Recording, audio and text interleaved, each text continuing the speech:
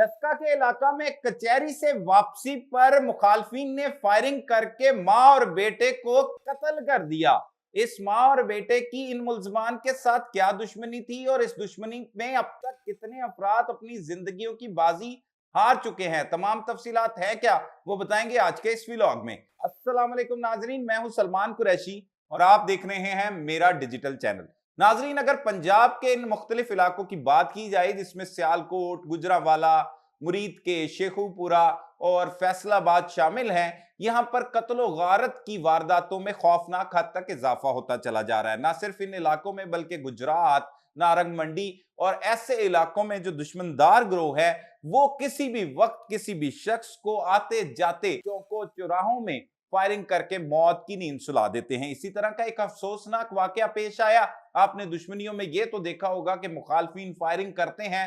और कत्ल का बदला लेते हुए उन अफराद को कत्ल करते हैं जिन पर इल्जाम होता है कि उन्होंने उनके किसी प्यारे को, अजीज को, भाई को, बाप को मौत की नींद सुलाया था। लेकिन इस वाकये में एक अजीबो गरीब और दर्दनाक बात यह है कि एक 24 साल नौजवान सईद को जब टारगेट किया गया, जो कि मौजा आओ के चीमा का रिहायशी बताया जा रहा है, जबकि उससे पीछे नारोवाल अहमदाबाद का वो रिहायशी है। वो दो भाई हैं और वो अपनी वालिदा के साथ कचहरी में एक कत्ल का मुकदमा दर्ज हुआ था। उसके खिलाफ 18 मार्च 2024 को एक नौजवान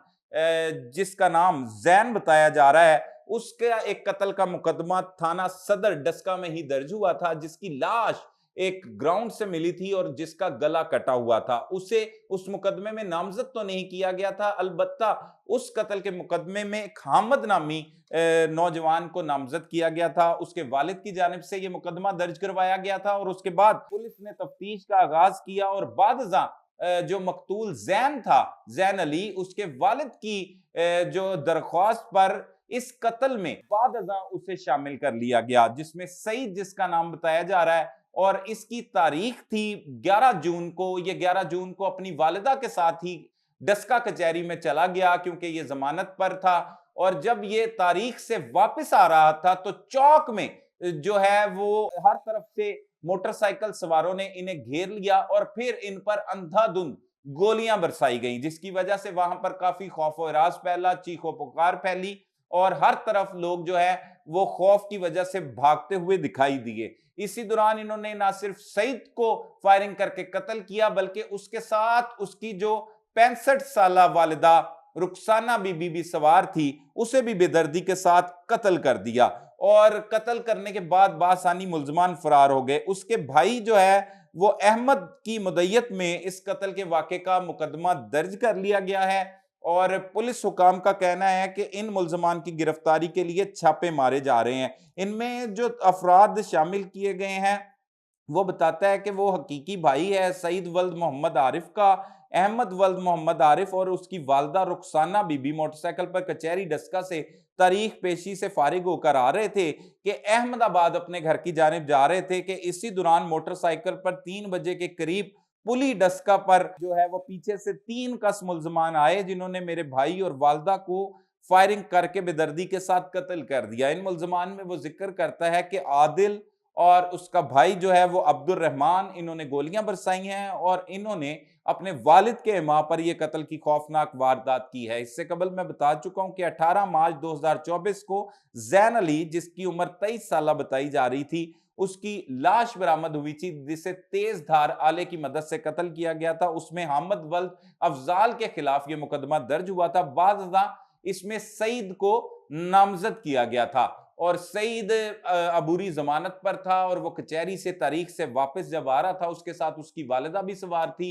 मुद्दई मुकदमा का कहना है कि वो दूसरी मोटरसाइकिल पर अपने भाई के साथ सवार था। उसने खुद देखा है कि आदिल और अब्दुल रहमान ने बेदर्दी के साथ ना सिर्फ उसके भाई को कत्ल किया बल्कि उसकी वालिदा को भी कत्ल कर दिया। तो ये कत्लो गारतगिरी की वारदातें जो हैं वो पंजाब के मुख्तलिफ ऐसे इलाकों में जारी हैं जहां पर बहुत बड़ी तादाद में लोग रहते हैं और दिन दिहाड़े खासतौर पर कचहरी से, अदालतों से वापसी पर जो मुखालफिन हैं वो एक दूसरे को टारगेट करते हैं। ना सिर्फ वापसी पर बल्कि गुजरांवाले की अगर बात की जाए तो अदालत के अहाते में जो है वो बेदर्दी के साथ दो लोगों को, मामू और भांजे को भी कत्ल कर दिया गया। लाहौर में भी ऐसे बेशुमार वाकयात रूनुमा हो चुके हैं कि कचहरी के अंदर जो है वो कत्लो गारत की जाती है, क्योंकि तारीख पर मालूम होता है कि वो मुखालिफ पार्टी ने जरूर आना है, और जब वो आते हैं उसका फायदा उठाते हैं, फिर वहां से उनकी रैकी की जाती है और फिर बासानी टारगेट पूरा करने के बाद वहां से फरार हो जाते हैं। ये सियालकोट का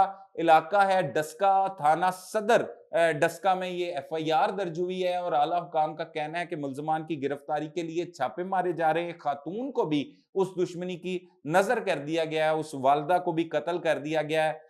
और मजीद जो है वो इसी तरह लोग जो है वो दुश्मनदारियों की आग में जल रहे हैं। हमने आपको गुज़िश्ता रोज व्लॉग में बताया कि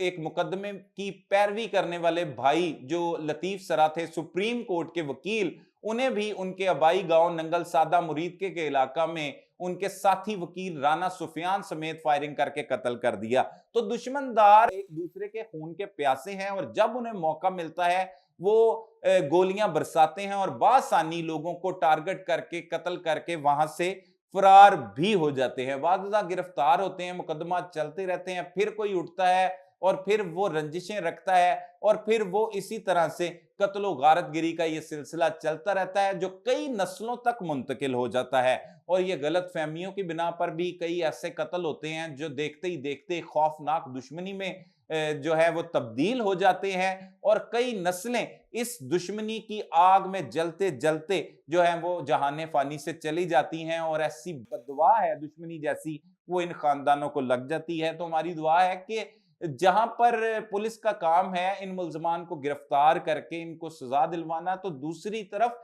इन दुश्मनदारियों को खत्म करवाना भी रियासत का किरदार होना चाहिए। उन्हें किरदार अदा करना होगा, नहीं तो इसी तरह लोग एक दूसरे को जहां मौका मिलेगा बेदर्दी के साथ कत्ल करते रहेंगे। अब सीसीडी क्राइम कंट्रोल डिपार्टमेंट भी बनाया गया, पुलिस की कार्रवाइयां भी होती हैं, लेकिन इसके बावजूद दुश्मनदार लोग हैं, उनके हौसले बुलंद हैं, और वो जहां पे भी अपने मुखालिफ को देखते हैं बासानी बेदर्दी के साथ कत्ल कर देते हैं। अब ये कत्ल की वारदात जब से हुई कि एक मां को उसके बेटे समेत कत्ल कर दिया गया, चाहे उसका बेटा जो है वो कत्ल के मुकदमे में बाद अज़ां नामजद करवाया गया था और अभी अदालत में केस चल रहा था, लेकिन मुल्जमान ने अपना खून का बदला लेते हुए, वो एक 23 साला नौजवान का कत्ल था, जाहिर सी बात है उन्हें भी दुख था, लेकिन जिसे नामजद किया गया वो शख्स को छोड़ के बाद अज़ां जिसे नामजद किया गया सईद को, उसे बेदर्दी के साथ कत्ल किया गया, और उसकी वालदा को भी बेदर्दी के साथ कत्ल कर दिया गया। तो इस तरह ये दुश्मनी की खौफनाक वारदातें बहुत से लोगों की पंजाब में खास तौर पर जिंदगियां निगल चुकी हैं। फैसलाबाद का इलाका भी इसी वाकयात की वजह से मशहूर है, गुजरात का इलाका भी इसी वाकयात की वजह से मशहूर है। गुजरांवाला की बात की जाए, वहां पर भी दुश्मनदारियों की वजह से इसी तरह के वाकयात सुनने को मिलते हैं। तो सियालकोट के इलाका में भी दरीना दुश्मनी पर बहुत से कत्ल हो चुके हैं। तो हुकाम को अब देखना होगा कि इन कत्लों की वारदातों को रोकने के लिए और लोगों को मौत के मुंह से बचाने के लिए क्या इकदाम करने होंगे, क्या चीजें तरतीब देना होंगी। अलबत्ता अभी तक पुलिस हुकाम का कहना है कि इस वाकये में मुलविस मुल्जमान की गिरफ्तारी के लिए मुख्तलिफ मुकामात पर छापे मारे जा रहे हैं, उन्हें गिरफ्तार करके करार वाकया सजा दिलवाई जाएगी। मजीद इस केस में जो अपडेट्स होंगी उससे भी हम आपको आगाह करेंगे। तब तक के लिए अपने मेजबान सलमान कुरैशी को इजाजत दीजिए। अल्लाह निगहबान।